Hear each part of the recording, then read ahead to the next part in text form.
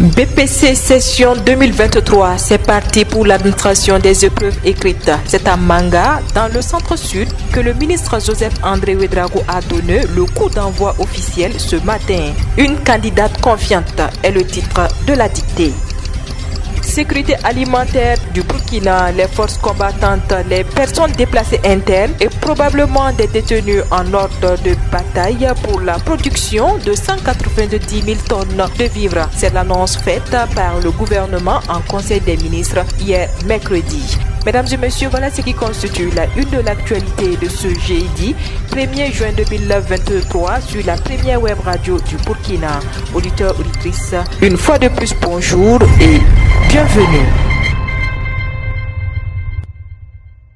Une candidate confiante est le titre de la dictée du BPC. C'est au lycée provincial Naba Bongo de Manga, précisément au jury 2, que le ministre de l'Éducation nationale, de l'alphabétisation et de la promotion des langues nationales, Joseph André Ouédraogo, a procédé au lancement officiel des épreuves du brevet d'études du premier cycle BPC, session 2023. Il faut noter que ce jeudi 1er juin 2023 marque le début de l'administration des épreuves écrites et orales des examens et concours scolaires du BPC avec 216 284 candidats, du BP 14 000 candidats et du CAP 9 540 candidats. Et l'armée burkinabé a fourni le bulletin d'information sur les opérations de sécurisation du territoire national. L'opération Raid du Nord, conduite du 26 au 30 mai 2023, dans le but d'aseptiser les alentours de la ville de Waïgouya par les unités du groupement de forces pour la sécurisation du Nord et les volontaires pour la défense de la patrie de la zone. L'opération a concerné plusieurs localités parmi lesquelles Bundunkamba, Kebakoro, Bukere, Kalo, Tchou, Nimbu, Sim, Dengiri, Kumbri et Niniguin. L'opération Nipumpo s'est déroulée du 25 au 29 mai 2023 dans la région du centre-sud.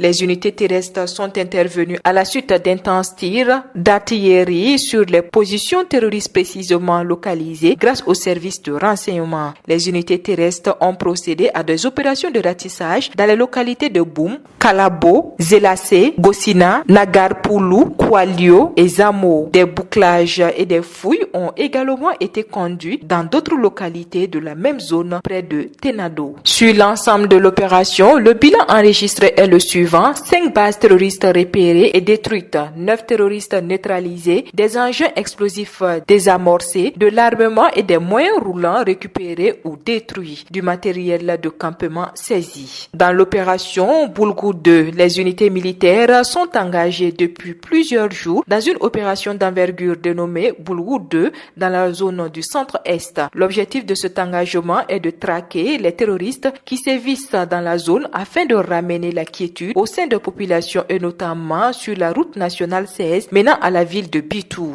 De nombreuses actions offensives ont été menées depuis le début de l'opération avec à la clé d'importantes victoires engrangées. Plusieurs terroristes ont été neutralisés, des engins explosifs improvisés ont été également neutralisés au cours de la progression des unités. Les opérations de sécurisation se poursuivent. Et une initiative présidentielle pour la production agricole.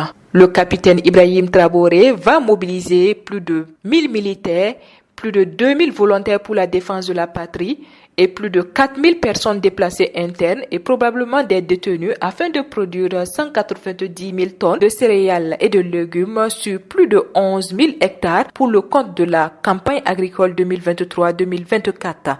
L'information a été donnée mercredi par le porte-parole du gouvernement, Jean-Emmanuel Ouédraogo, à l'issue du Conseil des ministres. Selon lui, cette initiative d'un coût de plus de 22 milliards de francs CFA comprend 3 composantes. Il s'agit de l'initiative d'urgence pour l'intensification de la riziculture qui va concerner 4000 hectares du programme alimentaire militaire du Burkina qui va mobiliser 3500 hectares et la production de défense et de patrie contre l'insécurité alimentaire qui va concerner aussi 3500 hectares pour atteindre l'objectif de produire en cette campagne agricole 190 000 tonnes de céréales et de légumes sur 11 000 hectares, plus de 1000 militaires, plus de 2000 volontaires pour la défense de la patrie et plus de 4000 personnes déplacées internes seront mobilisées. Tout autre Autre chose à présent, la Fédération nationale des tisseuses du Burkina Faso a tenu hier mercredi 31 mai 2023 à Ouagadougou son assemblée générale ordinaire. À l'ordre du jour, l'examen et l'adoption du bilan moral 2017-2022, l'examen et l'adoption du bilan financier 2017-2022, l'examen et l'adoption du rapport des commissaires au compte 2017-2022 et l'élection du nouveau bureau exécutif. La Fédération nationale des tisseuses du Burkina Faso, à travers son assemblée générale ordinaire, vise principalement le renouvellement des instances des membres dont le mandat est arrivé à échéance,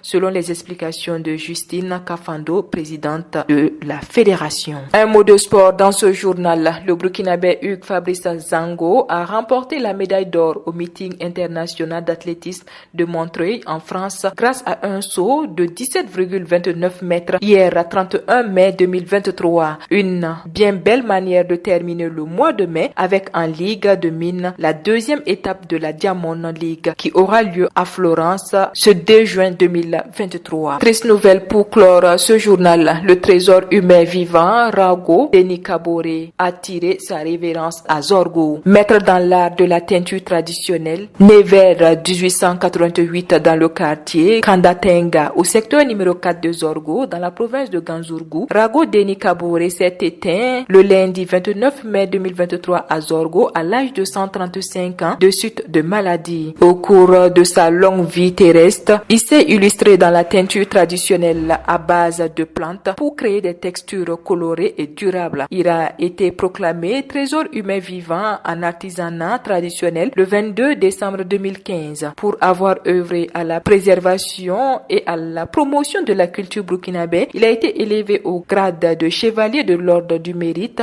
des arts et de la communication lors de la dernière semaine nationale de la culture Bobo 2023. Mesdames et messieurs, c'est ici que se referme l'actualité en bref sur la radio B24. Merci à vous qui nous avez suivis. L'actualité continue sur www.radiob24.net et sur www.burkina24.com. Je vous retrouve demain pour d'autres sessions d'information. Au revoir.